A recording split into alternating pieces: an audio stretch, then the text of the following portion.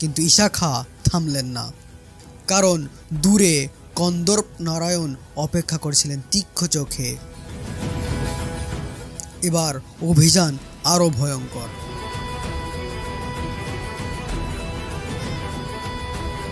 কন্দর্প নারায়ণ ছিল কৌশলের খেলোয়াড়। সে জানত ঈশা খাঁ শক্তিশালী, তাই সরাসরি আক্রমণ নয়, সে ছড়িয়ে দিল গুপ্তচর, ছলনা আর বিভ্রান্তি।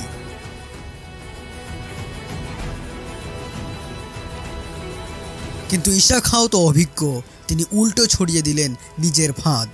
দুই দিক থেকে আক্রমণ, নৌপথে ঘিরে ফেলা। যুদ্ধ ছিল দুর্ধর্ষ।